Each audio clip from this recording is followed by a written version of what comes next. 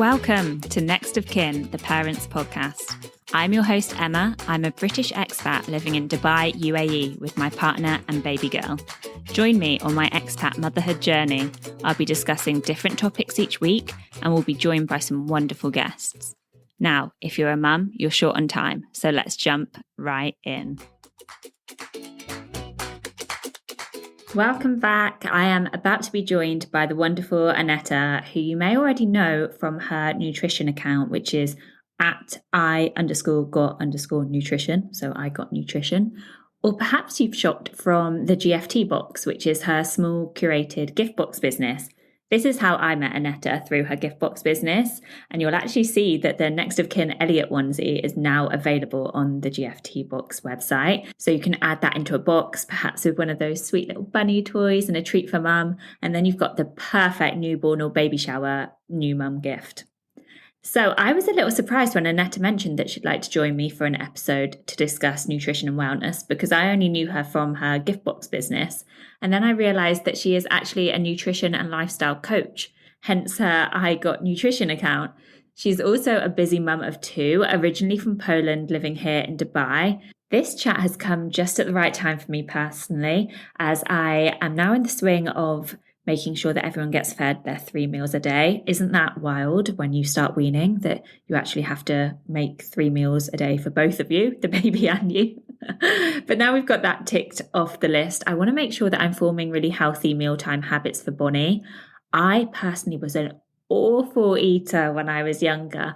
When I say awful, like so fussy, I really, really struggled. Let me give you an example. So if we were going to go out for pizza with the family, I would only eat the crust.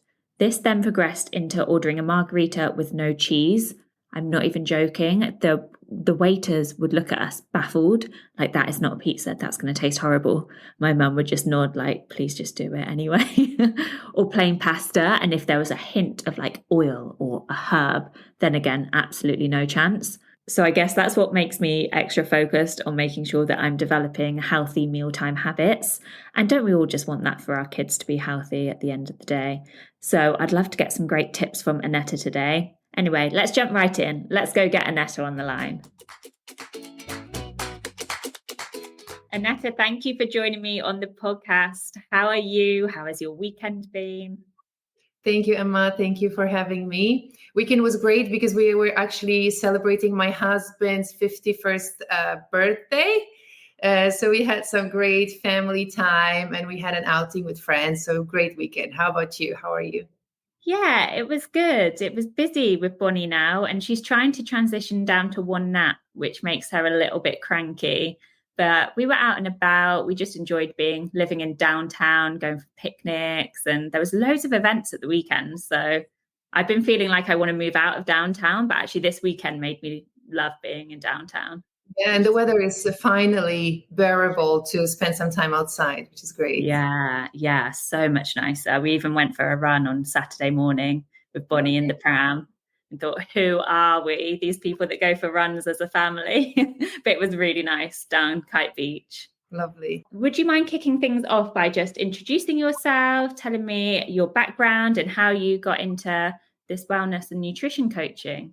My name is Aneta. I became a nutrition and lifestyle coach 6 years ago. And I did it to basically help myself. I didn't plan to really turn it into a career.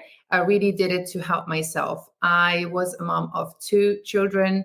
I wanted to feel my best, to be the best mom for them. And also I wanted to be educated so I can pass that knowledge on my children and teach them to take care of themselves later on in the future, in their future, when I'm not next to them or when I'm not around.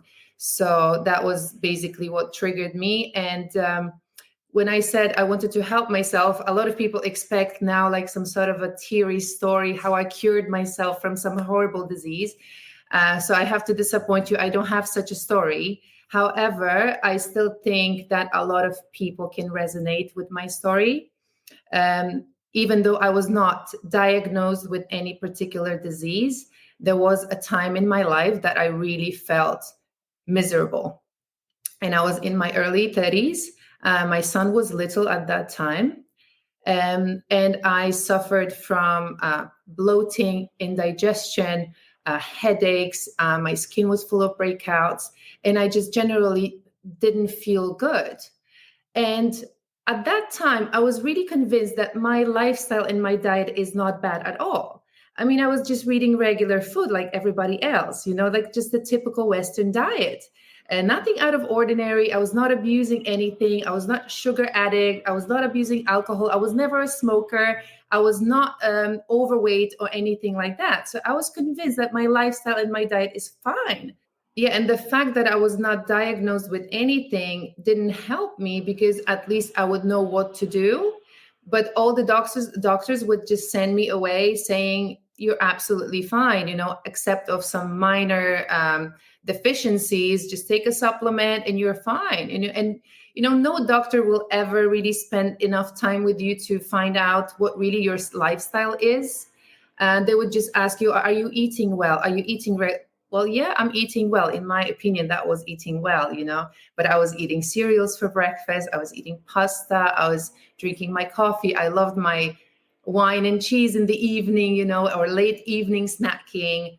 And also what I didn't know is I was introducing a lot of toxins into my body, which I also didn't realize, because I was using conventional cosmetics on my body lotions, shampoos, shower gels. I was using regular detergents because they smelled great and they told me they are effective. So my house would always be beautifully smelling with all the detergents and the cleaners that I was using.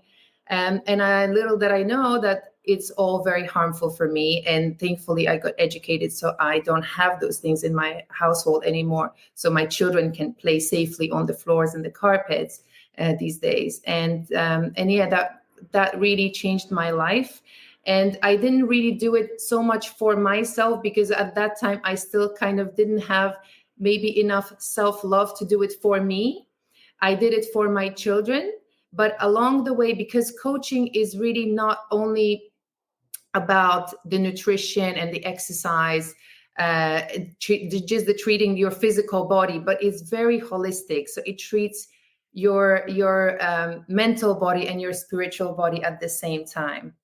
And along the way, I discovered that self-love to myself, and I realized that it's not selfish to take care of yourself, but this really allowed me to become the best version of me. And today I'm about to turn 40 next year, and really I never felt better before, because when I was in my early 30s, like I said, and that was my lowest before I got pregnant with my daughter, I kind of assumed that I feel that way because this is how 30s feel like. I just assumed it's a natural part of myself aging. And I'm like, okay, so now it's going to go downhill. Now this is how 30s feel like, and 40s are going to be even worse. And I don't even want to think how I'm going to feel in my 50s. But I just assumed that it's just the way it is, So yeah, I completely changed my lifestyle, and now I turn it into a career, and I want to help people to find their ways. Because what I did initially, when the doctors were sending me away, what I did is I knew I had to do something on my own. I'm the only person that can help me. So the first thing I did is, okay, I'm going to go online and, okay, detox. I need to detox.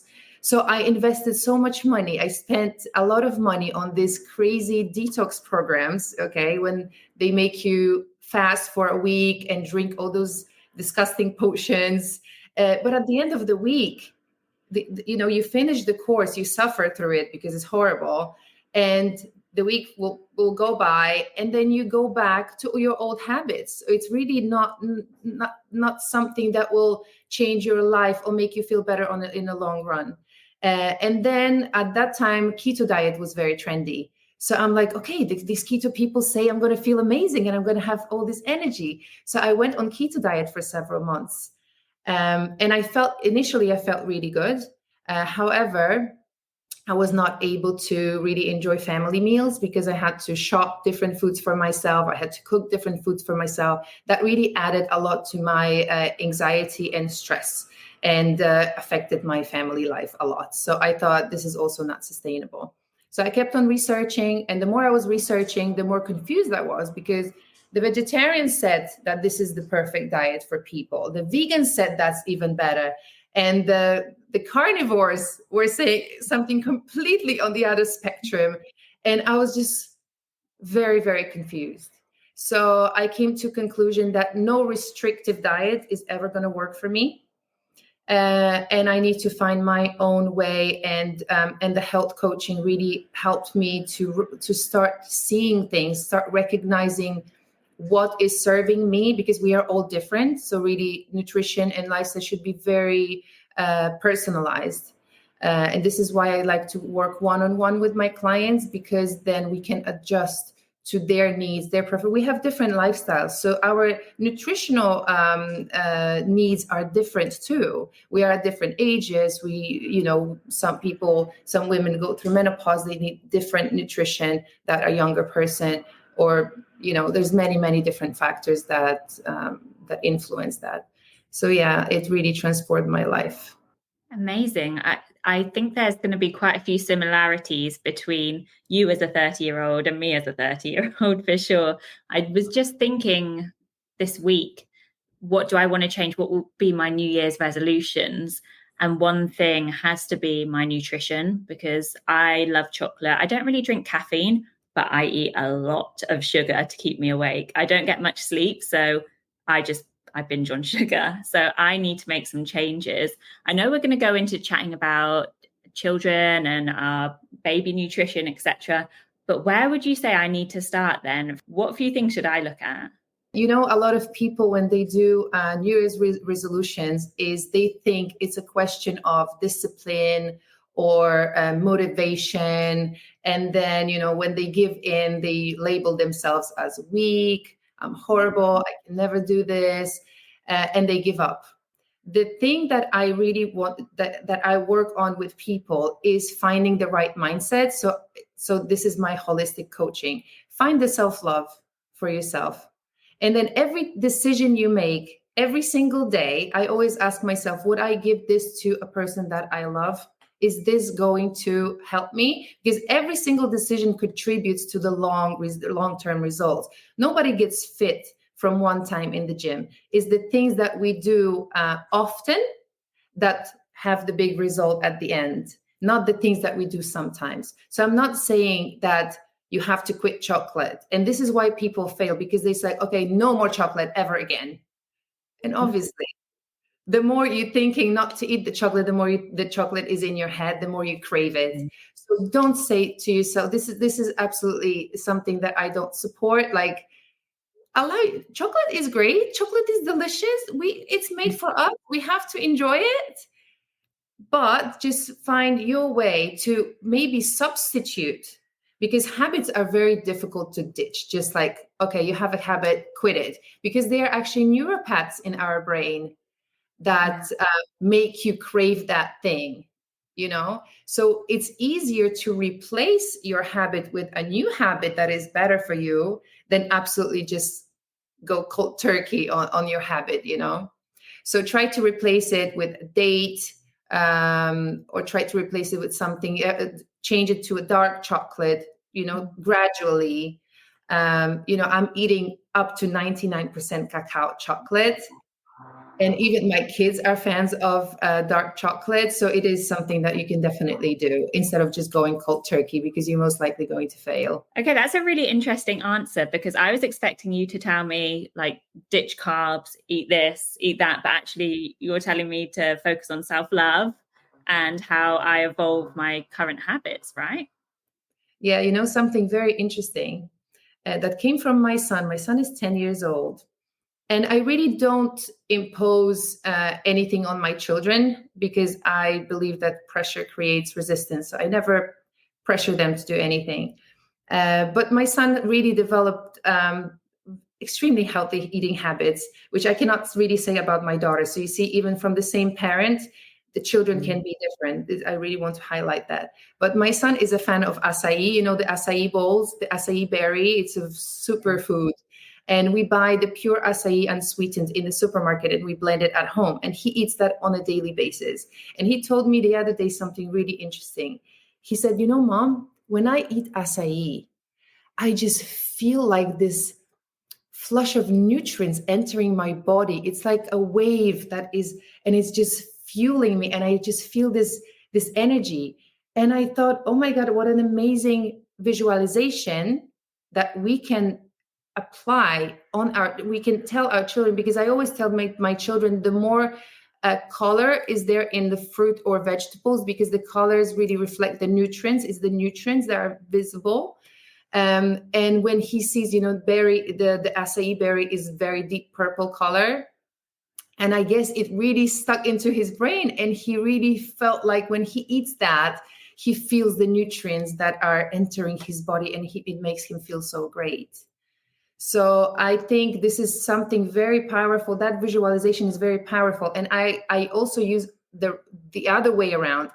For myself, I don't really recommend to do it for children, because it can be a little bit maybe too strong. When I visualize the bad food doing the harm to me, and it just makes me, say, oh no, thank you. I don't want to do this to myself. I love myself too much to do this to myself. I don't.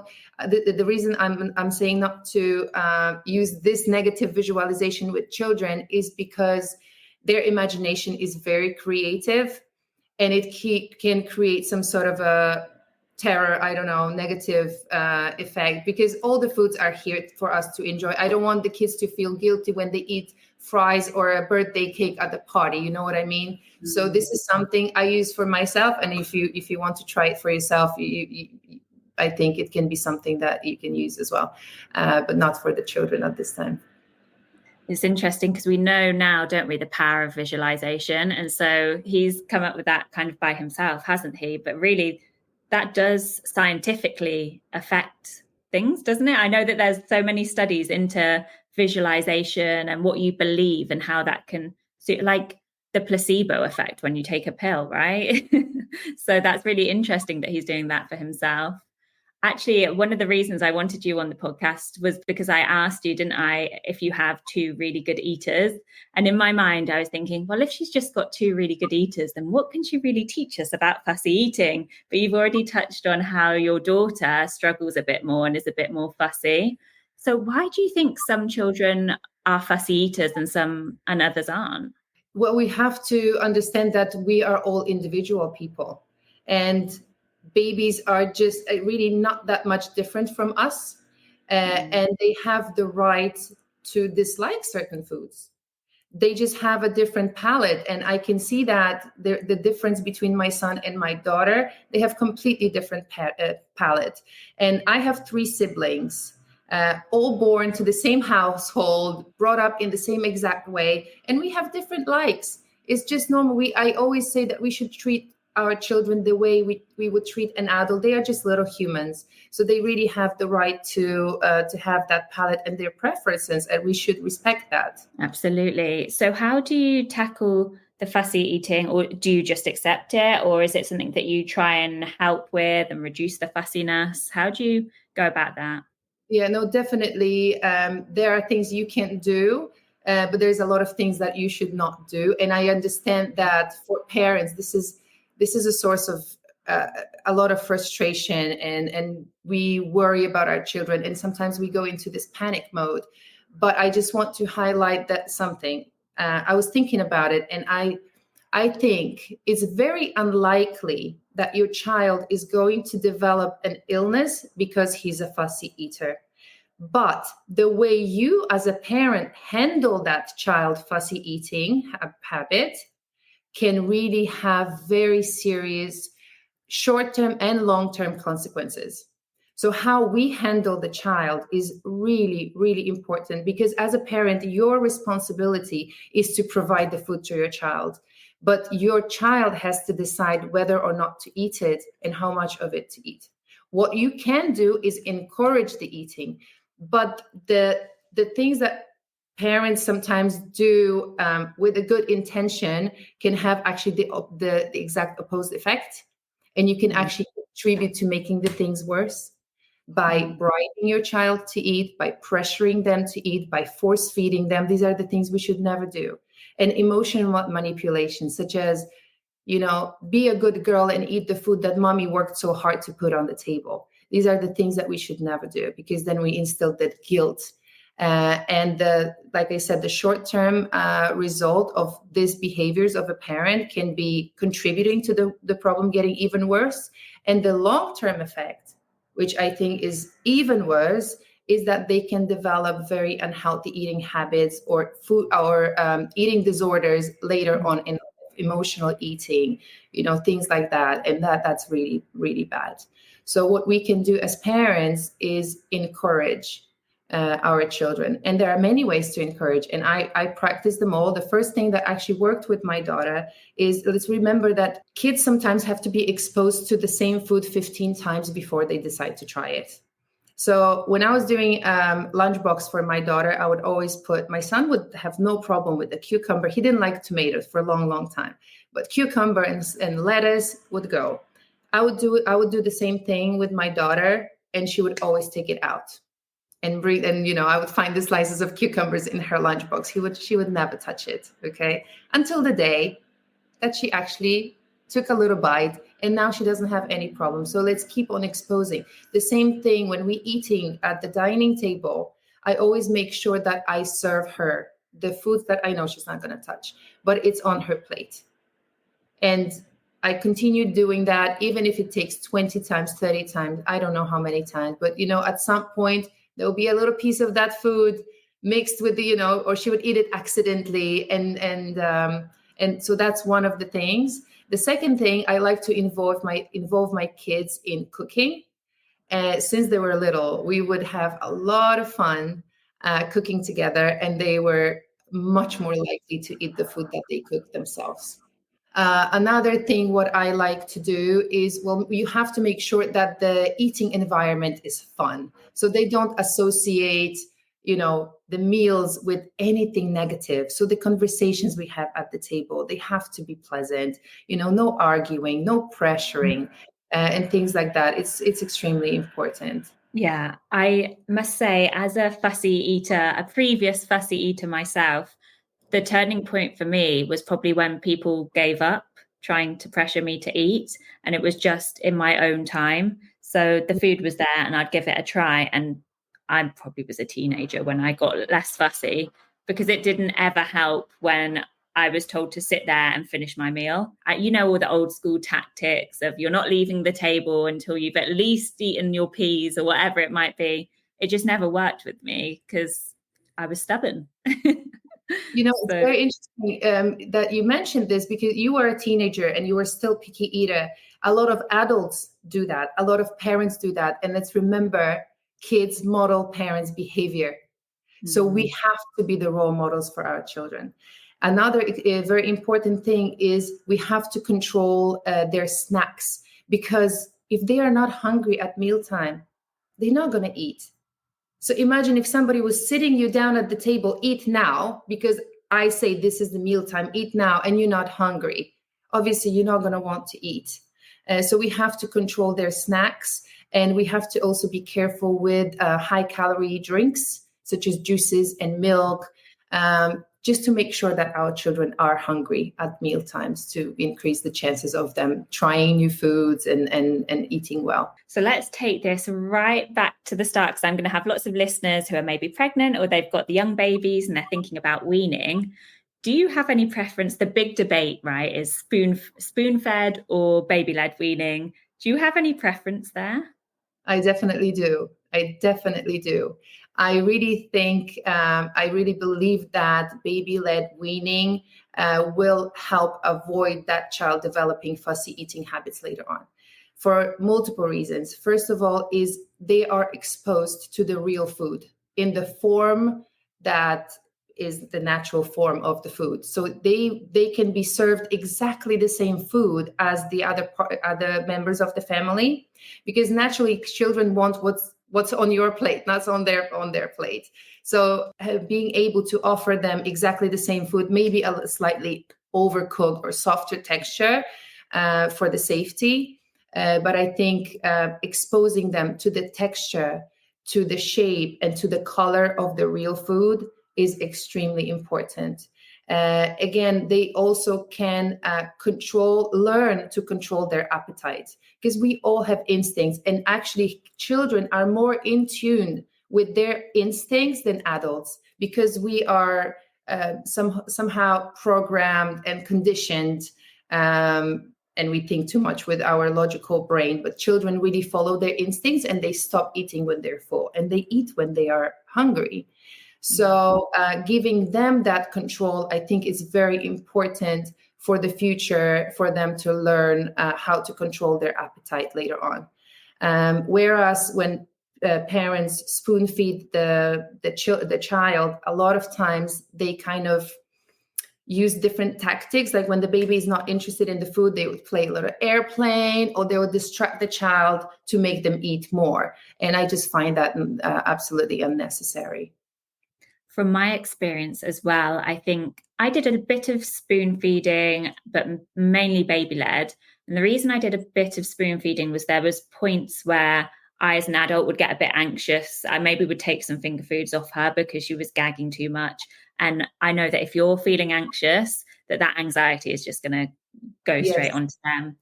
But also, if you do the baby led, there's going to be times where they're not eating. If you were spoon feeding them, that'd be really annoying that they're just rejecting it. But if they're baby-led weaning, they're playing with their food. And I, as an adult, can say, well, at least they're playing with the texture, or they're getting something out of this meal. Whereas if they're just not eating something that you're trying to spoon feed them, you just feel like the whole thing's been a failure. So I do like to do mainly baby-led. Still now with Bonnie, obviously she's over a year, so she feeds herself. But there's times when she's not eating, but at least she's mushing something up and making a mess. And actually, I know it's good for her development. So I can feel a bit better about her not eating that meal. In terms of toddlers then, as I said, Bonnie is over 1 now. And I know that under 1, I needed to focus on the iron-rich food. Is there anything I need to be focusing on at this toddler stage? Yes, iron is still very important because toddlers still continue to grow very rapidly. Right. And iron is a part of hemoglobin in the red blood cells that is responsible to carry oxygen to different parts and organs of the body. So it's still extremely important. And this is the reason why baby cereals are usually iron fortified. Yeah. So there's a couple of things that are very important, and maybe some people don't realize. There's 2 dietary forms of iron. There is non-heme iron and there is a heme iron. The vegetarian sources of iron are the non-heme iron, and that iron is not as easily absorbed by the body as the heme iron that comes from meat and seafood. So usually when the baby is vegetarian, because I know some parents decide to have vegetarian babies as well, or mostly vegetarian, like if the meat intake is very low, it is important and it's actually recommended that the amount of iron with the supply is double the recommendation, just because half of this iron will never get absorbed to the body. So it's very important, especially if the meat and seafood intake is low. And another thing that can help with that is that iron is better absorbed by the body when paired with vitamin C, in the presence of vitamin C. So let's try to have some vitamin C source in the meal to increase the absorption of iron. So just to give you a few examples of iron-rich foods, that would be seafood, meats, eggs, fortified cereals, but the baby cereals, okay, but I'm not a fan of the sweetened cereals, obviously, like Cheerios and things like that. I would not recommend. Also, I rather stay away from cornflakes, just because it can be, most of it is GMO anyway, and it's very little nutritional value, because all the vitamins there are synthetic most of the time. So natural sources are also pumpkin seeds and spinach. So there's many options, but still very important, because the iron deficiency can lead to anemia, where that's a condition where your red blood cells are very low. So there's not enough oxygen that is supplied to the organs. And iron is extremely important at the growing stages of toddlers as well, and the brain development and fighting infections. So very important, yes. What would be your go-to easy, quick family meals in your household that are healthy? I do cook a lot. I love cooking, but I don't like to spend hours and hours in the kitchen like that. I would do that occasionally, like when we have some sort of a celebration. I like to cook at home, but I like to keep it simple. So I usually make a roast because it's just put everything in the oven. You're done. You take it out. So I would choose my source of protein. I would choose wild caught fish. I would choose grass-fed beef, organic chicken, or other source of protein, lamb, for example. Then I would choose my vegetables. And if I sometimes I roast the meats in the oven or the fish. And the vegetables I choose to steam, because also the method of cooking is very important, because it can deplete the nutritional value of the vegetable, for example. So I never boil it in water, I steam it. And then the third ingredient, so I have the protein, I have my vegetable, and then I choose my starch. And we love potatoes. I'm Polish, so I'm a potato lover. And I would also steam them, or I would roast them with the skin on. And as an alternative, I would offer some sort of a grain, buckwheat, millet, quinoa, or something like that. And it's really simple and quick, and nothing fancy. Like people that tell me I don't know how to cook, I mean, there's really not so much science into it. And you can simply use a little bit of salt and butter on your veggies, and that's it. So I'm a fan of feeding my children the foods in the original form. The vegetables don't have to be pureed, blended, chopped, mixed with sauces. I think it's very important. And that also, going back to the weaning, I think this is very important, because if we don't show the child the form of the food that it comes, like, the natural form of the food, the whole vegetable, then later on, parents struggle a lot, and they're trying to serve the vegetables in disguise, blended with soups or sauces on spaghetti or something like that. But that child still has the phobia of seeing the whole piece of broccoli, and it would never touch that, right? So I think it's very important to actually serve the whole food in their original form. This is a good reminder for me, because Bonnie is going through that typical toddler phase of she likes berries and she likes carbs like pasta. Anyway, let's get on to you and your life here in Dubai as a mum. So you've got 2 children. How old are they now? Yes, Sophia is 6 years old and Christopher is 10. And have you always wanted to be a mum? What's your parenting journey been like so far? Always. I come from a big family. I have 3 siblings, and they are my best friends. I mean, my sister and me, there's 13 months difference between me and my sister. So we're basically the same age, and we are best friends. And I always wanted to have family, and I always wanted my children to have siblings, because I feel like life is so unpredictable, and we know that friends come and go. And having a sibling and having that strong family bond is just giving me this parachute and this kind of feeling that no matter what happens, there is always be somebody that will be there for me. I mean, I know they are there for me no matter what I do, no matter what mistakes I make, no matter if I hurt them at some point, they will never turn their back on me. They are here for me, and I'm here for them. So yes, big family was always my dream. I think 2 children is enough. So I think this is my big family. Yeah, 2 children. But I'm very happy, and I always wanted to be a mom, and I'm very fulfilled as a mother. So what were you doing career-wise before you had children? I am a food technologist by education. I never really got a job in my field. I came to Dubai. I was freshly married. So we came here as a married couple. And coincidentally, I don't know, somehow I ended up being a full-time model, which was never my choice of career. But I guess I was so homesick at the beginning. I was young. I was very insecure. I was not secure about my English, if my English is good enough. But I did have my diploma. So I was like really doing everything to avoid getting a full-time job, just because I was very intimidated by the big world here in Dubai. And And modeling gave me the chance to kind of have a lot of freedom and travel to see my family. And it really helped me out. So I was really modeling until I got pregnant with Chris. 3 months after I delivered, I was back on a runway. So I was very lucky to bounce back after my my delivery very, very quickly. And then a couple of years later, I got pregnant again. And I was stay-at-home mom for several years until my daughter was 4 or 5 years old. Because of my own journey at the moment, I always get onto career and how mums manage to start their own businesses. So you started with the coaching, right? And then at what point did the GFT box come to life? The GFT box, it's kind of the extension of my health coaching, although it's a gifting business.